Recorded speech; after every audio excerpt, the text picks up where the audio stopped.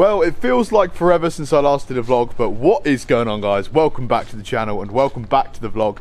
Godzilla is looking very dirty and there is a very good reason for that.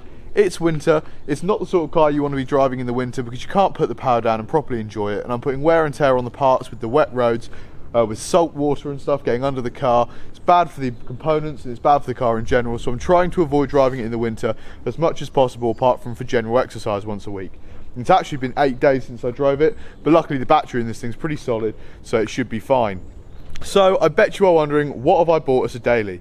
Now, first things first, I want you guys to guess when you see it in the comments below what the price of this car was that I paid for outright, in contrast with what you think it's going to be worth. So I'll tell you at the end of the video, and I think you guys are going to be quite surprised how cheap I got this car for.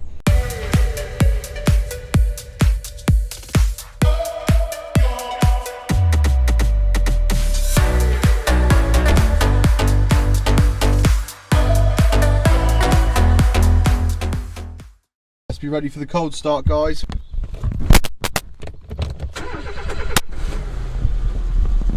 Yes.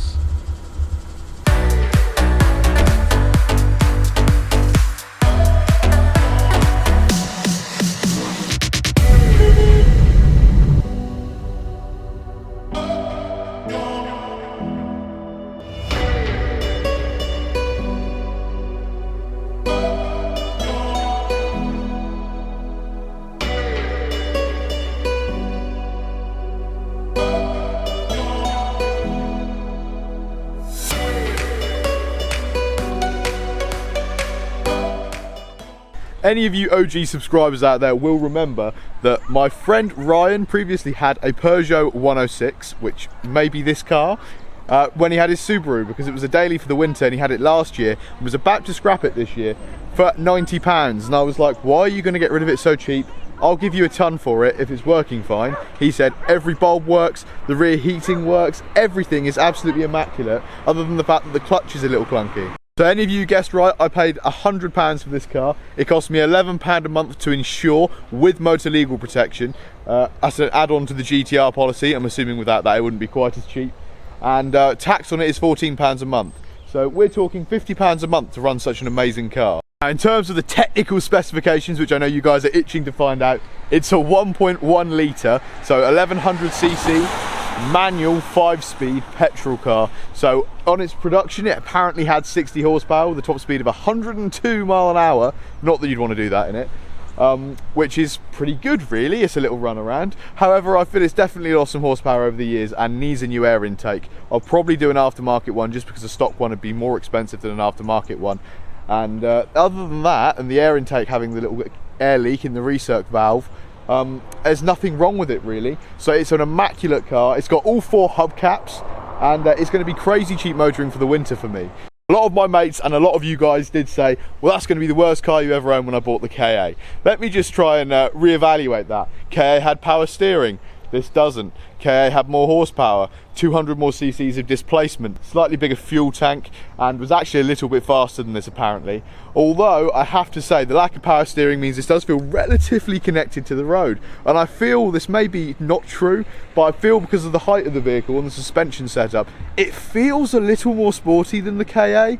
I know this is all cringeworthy, but it feels a bit more sporty than the KA, sheerly because the centre of gravity feels a bit lower, so you can handbrake turn around some roundabouts, of course, on closed roads only, you know, legally. And it's okay because the centre of gravity is so low.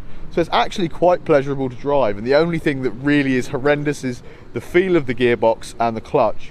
But other than that, it's actually a perfectly good little daily car, and it's going to be my run around for the next few months, and hopefully, as there were no advisories on the previous MOT other than a broken horn which has since been fixed, this will pass its next MOT with flying colours. The vast majority of the bodywork on this car is plastic really. It feels very cheap. It may be metal, but it really doesn't feel like it, and because of that they rarely suffer from any rust issues. Now the seats are incredibly retro. They have a 90s pattern on them, which is discernibly hideous and definitely not quite like the Recaro buckets we have in the GTR, but it's just a perfect little car for daily runarounds. It gets more than 3 times the fuel efficiency of my GTR. I can go and put the cruddy Asda fuel in it as well, because I really don't need to put V-power in this, because you know there's not exactly a lot of compression in the engine there from a turbocharger or anything. It is obviously naturally aspirated.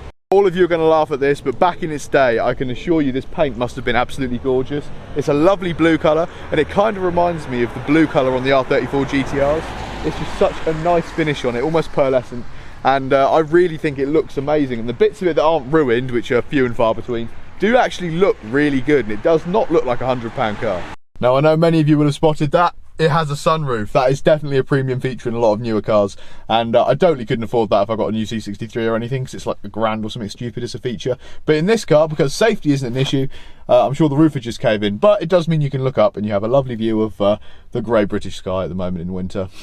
Also, the horn is mounted on the end of the light stalk, and it sounds amazing. Are you ready? Beautiful.